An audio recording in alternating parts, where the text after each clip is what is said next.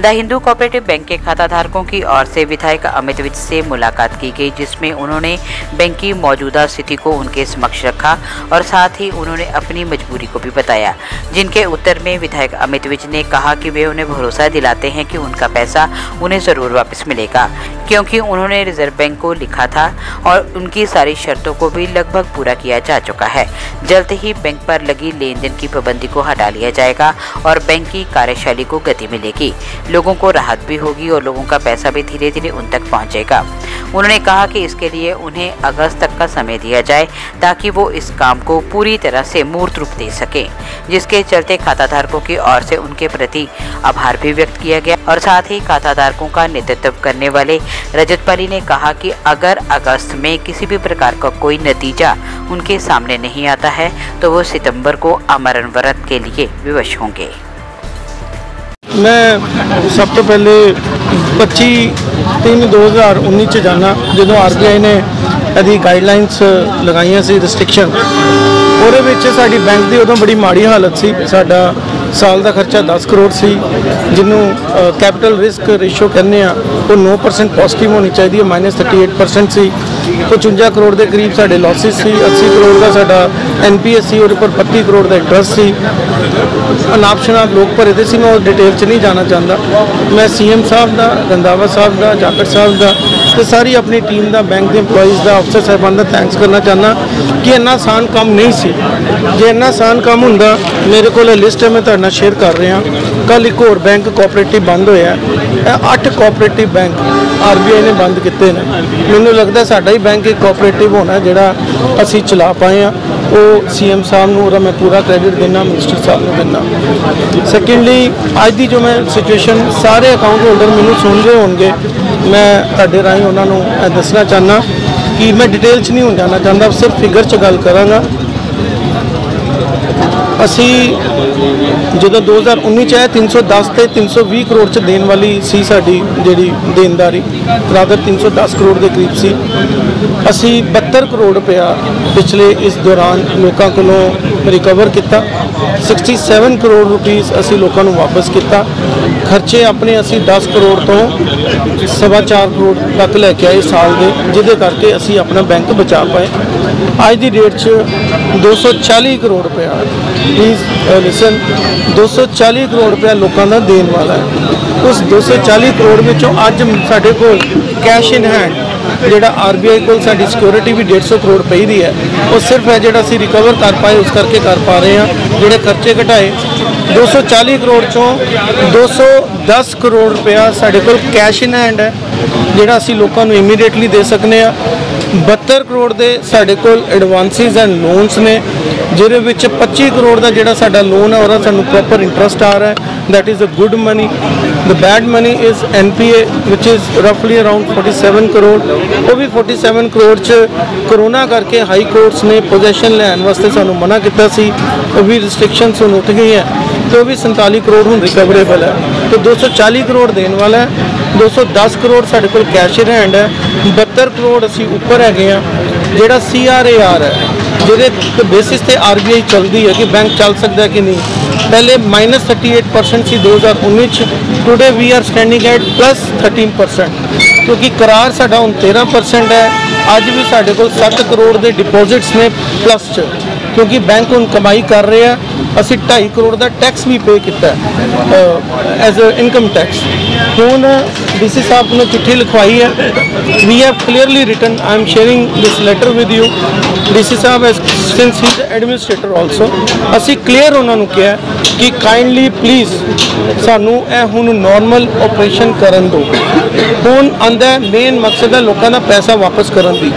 ਮੈਂ ਸਾਰਿਆਂ ਕੋਲੋਂ ਪੁੱਛਿਆ ਜੇ ਤੇ RBI ਸਾਨੂੰ ਨੋਰਮਲ ਆਪਰੇਸ਼ਨ ਦੇ ਰਹਿੰਦਾ, ਜੋ ਉਹਨਾਂ ਨੂੰ ਹੁਣ ਦੇ ਦੇਣਾ ਚਾਹੀਦਾ, ਕਿਉਂਕਿ we are cash positive, our CRAR CRAR is +13%, they cannot ਸੇ ਨੋ, ਤੇ ਸਾਨੂੰ ਉਹਨਾਂ ਨੂੰ ਦੇ ਦੇਣਾ ਚਾਹੀਦਾ।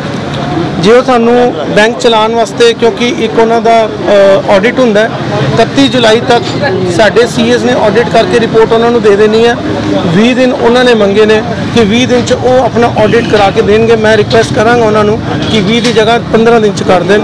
ਉਸ ਤੋਂ ਬਾਅਦ we will sit on table and decide what we have discussed. ਅਸੀਂ ਲੋਕਾਂ ਨਾਲ ਇਹ ਡਿਸਕਸ ਕੀਤਾ ਕਿ ਜੇ RBI ਫਿਰ ਕੋਈ ਰਿਸਟ੍ਰਿਕਸ਼ਨ ਦੀ ਗੱਲ ਕਰਦਾ ਜੋ ਹੁਣ ਲੋੜ ਨਹੀਂ ਹੈਗੀ, ਮੈਨੂੰ ਲੱਗਦਾ ਨਹੀਂ ਉਹ ਕਰਨਗੇ। ਮੇਰਾ ਪ੍ਰਾਈਮ ਆਬਜੈਕਟਿਵ ਹੈ ਲੋਕਾਂ ਨੂੰ ਉਹਨਾਂ ਦਾ ਪੈਸਾ ਵਾਪਸ ਮਿਲਣਾ ਚਾਹੀਦਾ। ਮੈਂ ਫਿਰ ਮਿਨਿਸਟਰ ਸਾਹਿਬ ਨਾਲ ਗੱਲ ਕਰਕੇ ਲਾਇਸੈਂਸ ਵਿਡਰਾ ਕਰਕੇ ਲੋਕਾਂ ਦਾ ਪੈਸਾ ਅਸੀਂ ਸਾਰੇ ਦਾ ਸਾਰਾ, ਕਿਉਂਕਿ ਅਸੀਂ ਕੈਸ਼ ਪੋਜ਼ਿਟਿਵ ਆ, ਅਸੀਂ ਵਾਪਸ ਕਰਾਂਗੇ। ਕਿਉਂਕਿ ਹਰ ਚੀਜ਼ ਦੀ ਟਾਈਮ ਲਿਮਿਟ ਹੁੰਦੀ ਹੈ। ਹੁਣ ਅਸੀਂ 1 ਮਹੀਨੇ ਤੋਂ ਬਿਯੋਂਡ ਅਸੀਂ ਨਹੀਂ ਜਾਣਾ। If RBI gives us approval ਕਿ ਇਹਨੂੰ ਬੈਂਕ ਨੂੰ ਨੋਰਮਲੀ ਚਲਾ ਲਓ, then it is okay, we will run this bank। देखने लोग जे ज़्यादा पैसा विड्रॉ करेंगे तद भी सानू लाइसेंस विड्रॉ करना पैना है, क्योंकि 150 करोड़ उन्होंने को पेड है साडा।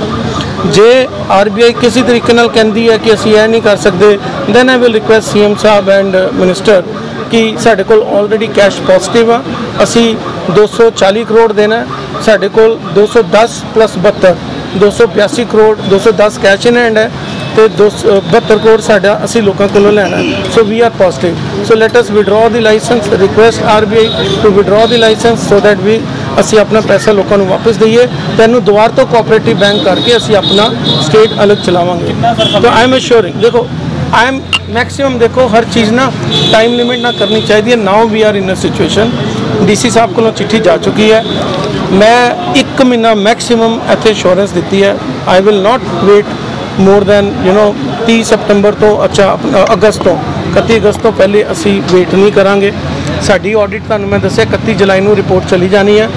Then we will give 1 month, उन्होंने 20 दिन मंगे है तो 25 दिन असी RBI नूं दांगे कि साडी जिहड़ी चौथी नंबर की कंडीशन है कि बैंक नूं नॉर्मल ऑपरेशन ते चलान दो।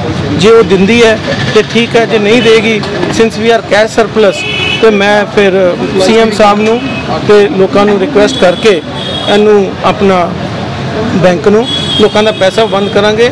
बाकी गल आई इंप्लॉइज़ दी, असी सुपर एनुएशन का पैसा रखे दा 10 करोड़ सैपरेटली, जे VRS का भी 4-5 करोड़ देना पैंदा वो भी साडे कोल अलग है। कुछ शेयर होल्डर्स का पुराना पैसा वो तो अपने वालों बेचारे मरवा के बैठे दे ने कि साडा पैसा नहीं मिलना, बट दैन ऑल्सो वो भी जे 13-14 करोड़ बनता है वो लास्ट देवांगे असी। We are in a position to give that also. तो जे बाई चांस ए बैंक सानू लोगों का पैसा वापस करने वास्ते बंद करना पैंदा है तो मैं CM साहब नाल रंधावा साहब नाल गल करके अपना बैंक नहीं बंद करांगे, पैसा दे के we will again restart a cooperative bank, we will keep employees, इनू फिर चलावांगे ताकि जेडे साडे भैनां बाहर गई दियां वो इत्थे आके काम कर सकन। हाँ, जेडे VRS लेना चाहणगे, सुपर एनुएशन का पैसा लैके कुछ होर करना चाहणगे, वो भी असी 14-15 करोड़ रुपया सैपरेट रखे दा। So we are in a very comfortable position now, पहले नहीं सी। We are a comfortable position now कि इनू 1 महीने के अंदर अंदर मैं इशू नू किल करांगा जी। Thank you. देखो जी, MLA साहब ने जो गल्लां कहियां उन्हां असीं बिल्कुल सहमत हैगे आ। कुछ चीज़ां सानूं भी पता सीगियां कि ये चीज़ हो सकती हैगी आ।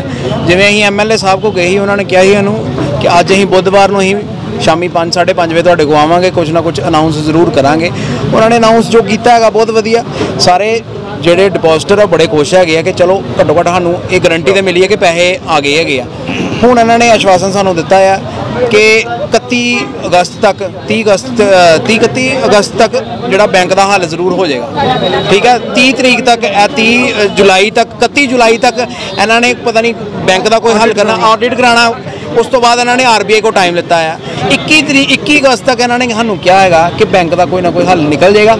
असीं इन्हों अगे काउंटर करके इन्हों क्या है कि 1 सितंबर तक असी वेट करनी हैगी आ।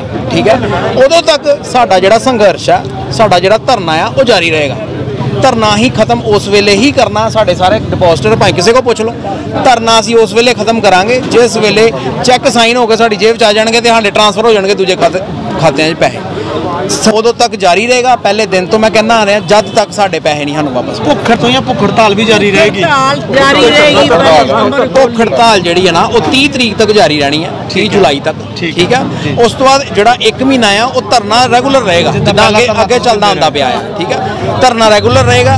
ਪਹਿਲੀ ਤਰੀਕ ਨੂੰ 1 ਸਤੰਬਰ ਨੂੰ ਇਨ ਕੇਸ ਜੇ ਬੈਂਕ ਦਾ ਹੱਲ ਹੋ ਜਾਂਦਾ, ਜੇ ਬੈਂਕ ਦਾ ਹੱਲ ਹੋ ਜਾਂਦਾ ਤੇ ਸਾਡੇ ਪੈਸੇ ਆ ਜਾਂਦੇ ਆ ਤੇ ਬਹੁਤ ਵਧੀਆ, ਸਾਰੇ ਖੁਸ਼ੀ ਘਰ ਜਾਣਗੇ। ਜੇ ਨਹੀਂ ਹੁੰਦਾ ਤੇ ਮੈਂ ਆਪਣੇ ਵੱਲੋਂ ਅਨਾਉਂਸ ਅੱਜ ਵੀ ਕੀਤਾ ਸੀਗਾ ਕਿ ਮੈਂ 1 ਸਤੰਬਰ ਨੂੰ ਜਾਂ ਉਦੋਂ ਨਹੀਂ ਹੋਇਆ ਤਾਂ 2 ਸਤੰਬਰ ਨੂੰ ਮੈਂ ਆਮਰਨ ਵਰਤ ਤੇ ਬੈਠਾਂਗਾ, ਇਕੱਲਾ ਬੈਠਾਂਗਾ। ਸ਼ਹਿਰ ਦਾ ਜਿਹੜਾ ਵਾਸੀ ਮੇਰੇ ਨਾਲ ਆਉਣਾ ਚਾਹੁੰਦਾ ਜ਼ਰੂਰ ਆਵੇ। ਦੇਖੋ ਬੈਂਕ 2.5 ਸਾਲਾਂ ਦੇ ਵਿੱਚ ਜੋ MLA ਸਾਹਿਬ ਨੇ ਸਾਨੂੰ ਆਸ਼ਵਾਸਨ ਦਿੱਤੇ, ਜੋ ਕੁਝ ਕੀਤਾ ਹੈ ਇਸ ਵੇਲੇ according to DC Sahib, according to Mehta ਸਾਹਿਬ ਜਿਹੜੇ ਬੈਂਕ ਦੇ CEO ਹੈਗੇ ਆ, ਬੈਂਕ ਦੀ ਪੋਜੀਸ਼ਨ ਬਹੁਤ ਪੋਜ਼ਿਟਿਵ ਹੈਗੀ ਆ। ਪਹਿਲੇ ਘਾਟਾ ਚੱਲਦਾ ਪਿਆ ਸੀਗਾ, ਜਦੋਂ ਤਾਂ ਅਸੀਂ ਸੰਘਰਸ਼ ਸਟਾਰਟ ਕੀਤਾ ਮਤਲਬ 40 ਤੋਂ 50 ਕਰੋੜ ਰੁਪਈਆ ਇਹਨਾਂ ਨੂੰ ਵਾਪਸ ਆਇਆ ਹੈਗਾ। ਹੁਣ 40-50 ਕਰੋੜ ਰੁਪਏ ਜਦੋਂ ਵਾਪਸ ਆ ਗਿਆ ਤੇ ਉਹ ਉਮੀਦ ਹੈਗੀ ਹੈ ਕਿ ਜਦੋਂ ਪੈਸੇ ਵਾਪਸ ਆ ਗਏ ਤਾਂ ਦਿਓ ਫਿਰ। ਹਾਂਜੀ, ਅਸੀਂ ਸਿਰਫ ਉਸ ਦਿਨ ਦੀ ਹੁਣ ਵੇਟ ਕਰਨ ਰਹੇ ਹਾਂ ਕਿ ਜਿੱਦਣ ਸਾਡੀ ਜੇਬਾਂ ਦੇ ਵਿੱਚ ਪੈਸੇ ਆ ਜਾਣਗੇ। ਦੇਖੋ ਜੀ, ਜਿਹੜੇ ਸੰਘਰਸ਼ ਕਮੇਟੀ ਦੇ ਬੰਦੇ ਆ, ਸਾਡੇ ਆਪਣੇ MLA ਸਾਹਿਬ ਆ ਜਿਨ੍ਹਾਂ ਨੇ ਪਿਛਲੇ 2.5 ਸਾਲਾਂ ਤੋਂ ਕੰਮ ਕੀਤੇ ਹੈਗੇ ਆ, ਪਿਛਲੇ 1.5 ਸਾਲਾਂ ਤੋਂ ਅਸੀਂ ਲੱਗੇ ਦੇ ਹੈਗੇ ਆ। ਡਿਫਾਲਟਰਾਂ ਦੇ ਬਾਹਰ ਧਰਨੇ ਦਿੱਤੇ ਆ, ਅਸੀਂ ਜਿਨ੍ਹਾਂ ਨੇ ਕਸੂਰ ਕੀਤਾ ਉਹਨਾਂ ਦੇ ਬਾਹਰ ਧਰਨੇ ਦਿੱਤੇ ਹੈਗੇ ਆ। ਇਹ ਸਾਡੀ ਮਿਹਨਤ ਸਦਕਾ ਹੀ ਇਹੋ ਜਿਹਾ ਕੰਮ ਹੋਇਆ ਹੈਗਾ। ਨਹੀਂ ਤੇ ਤੁਸੀਂ ਜਦੋਂ ਅਸੀਂ ਧਰਨਾ ਸਟਾਰਟ ਕੀਤਾ ਸੀਗਾ ਉਦੋਂ ਬੈਂਕ ਦੀ ਪੋਜੀਸ਼ਨ ਬਹੁਤ ਗਿਰੇ ਦੀ ਸੀ। ਤੁਸੀਂ ਬੈਂਕ ਵਾਲਿਆਂ ਨੂੰ ਭਾਵੇਂ ਪੁੱਛ ਕੇ ਦੇਖ ਲਓ, ਬੈਂਕ ਮੁਲਾਜ਼ਮਾਂ ਨੇ ਕੀਤੀ ਹੈ ਸਰ। ਬੈਂਕ ਦੇਖੋ ਨਾ, ਗਾਈਡੈਂਸ ਤੇ ਉਹਨਾਂ ਦੀ ਚੱਲਣੀ ਹੈ ਨਾ। ਅਸੀਂ ਤੇ ਸਿਰਫ ਕਹਿ ਸਕਦੇ ਹਾਂ ਕਿ ਇਹ ਬੰਦੇ ਪੈਸੇ ਦੇਣ, ਉਹ ਬੰਦੇ ਪੈਸੇ ਦੇਣ। ਕਿਸੇ ਦੇਖੋ ਨਾ, ਇੱਕ ਬੰਦਾ ਕਹਿੰਦਾ ਅਸੀਂ ਦੇਣੇ ਨਹੀਂ, ਜੋ ਮਰਜ਼ੀ ਕਰ ਲਓ। ਉਹਨਾਂ ਦੇ ਬਾਹਰ ਅਸੀਂ ਧਰਨੇ ਦਿੱਤੇ।